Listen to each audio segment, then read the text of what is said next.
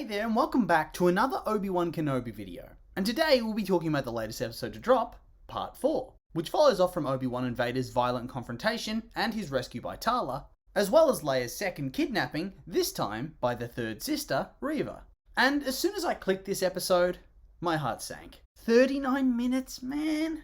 Maybe I'm just being a little bit spoiled, but it's always a bummer when you see an episode length like that after you've had longer episodes in the past. But regardless, with all that being said, let's jump into it. So we start off the episode with Obi-Wan's arrival on Jabim, as Tala organises a bacta tank for him to try and heal his wounds, before he begins to panic and reflect on his duel with Vader, and realises that Leia is not with him on the planet.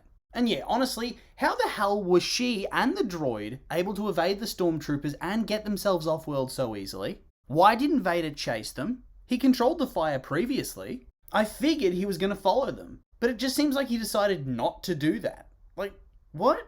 He hates Obi-Wan, what's he doing? Honestly, I think he needs to force choke himself here, because he failed.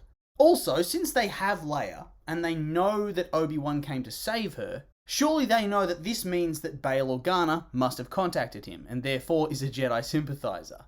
This is proof. Why are the Imperials not going to Alderaan to whip them into shape and install a new puppet ruler? From the Empire's perspective, Obi-Wan is one of the last members of a dangerous order of terrorists that planned to overthrow the previous government and tried to assassinate the Emperor.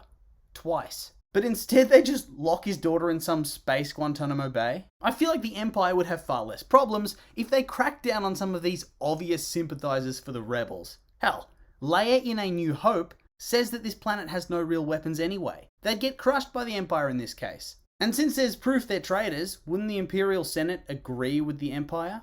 Ugh, who cares? We then flash to the Fortress Inquisitorius, where Leia's raging in her confinement, telling her guards that her father's a senator and her mother's a queen, and therefore she should be let go, and that they have no right to hold her like this. And at this point, Reva comes in and tells her that she has no rights, and she's a Jedi sympathizer, and that she's going to stay here forever. Nobody's coming, because Obi-Wan's dead. And of course we know that this is bullshit, but poor little Leia believes it. Or at least it makes her doubt. And her face as it sinks in that her new friend could be dead and that she's all alone in the universe is so sad. And once again, her acting's a highlight for me this episode.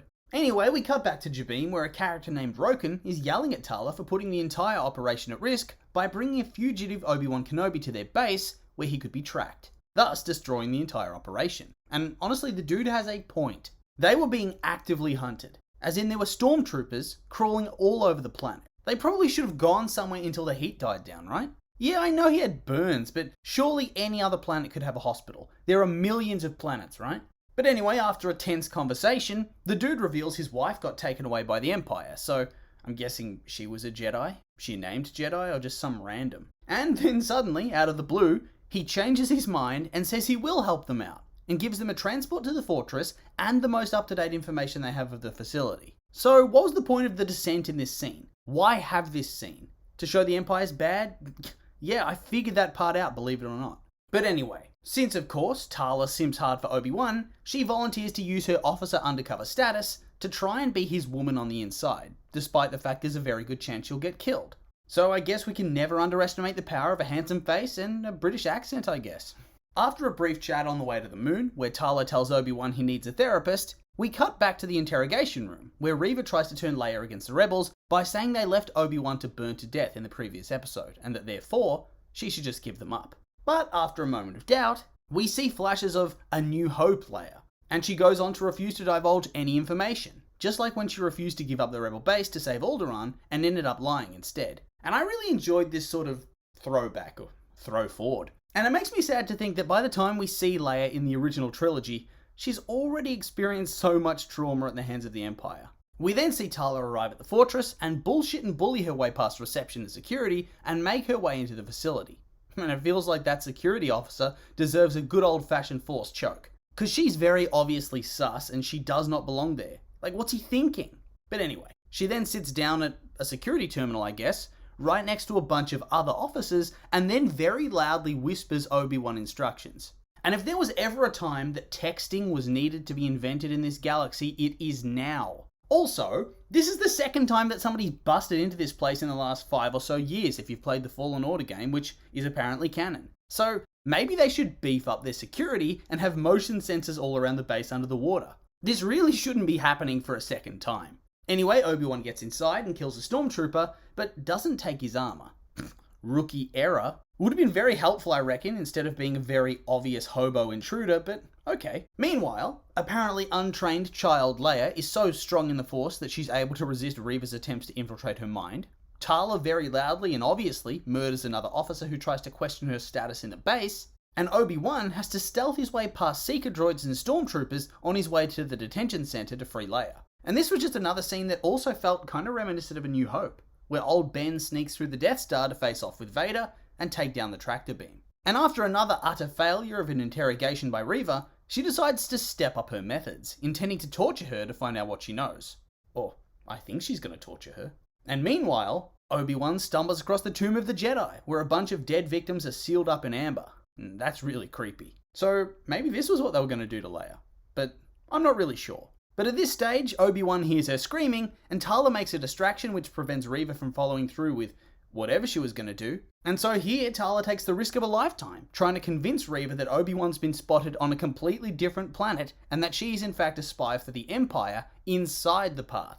And even though she is completely and obviously a spy for the rebels, Reva doesn't straight up kill her ass. And I mean, even if she had been telling the truth, considering how officers usually get treated in Star Wars, it's not like she couldn't get away with killing her just in case. But in the meantime, Obi-Wan's busted out Leia and they have a cute little reunion. But seriously, her face when she sees that he came for her after all is so heartwarming. At this point though, they get spotted and there's a big chase scene throughout the fortress, and there isn't really much to say about this section other than there's no tension because plot armor dictates that the Stormtroopers are the worst shots in the galaxy. Seriously, some of their shots sail so far above his head, it was embarrassing. I mean, even the Seeker droid, a robot, couldn't aim for shit. Anyway, Tala arrives, the windows smash, and the base begins to flood. And so they try to incognito their way out by putting Hermit Hobo Ben into a trench coat, stuffing Leia underneath, and then giving him a hat. And it's a truly terrible disguise, and I'm not sure how it works for so long. And I mean, yeah, they didn't have much of a choice in that disguise, but still. Come on, Imperials. Reva then arrives and surrounds them, and it looks like all hope is lost. But how convenient that those two rebels from the start of the episode come out of nowhere and save the day by laying waste to the troopers. With, of course, Reva, the main villain here, conveniently surviving all the explosions. And of course, one of the rebels is also a complete idiot and just idles there and shoots at her, which means that he isn't far enough away by the time Reva throws a bomb, and thus he dies.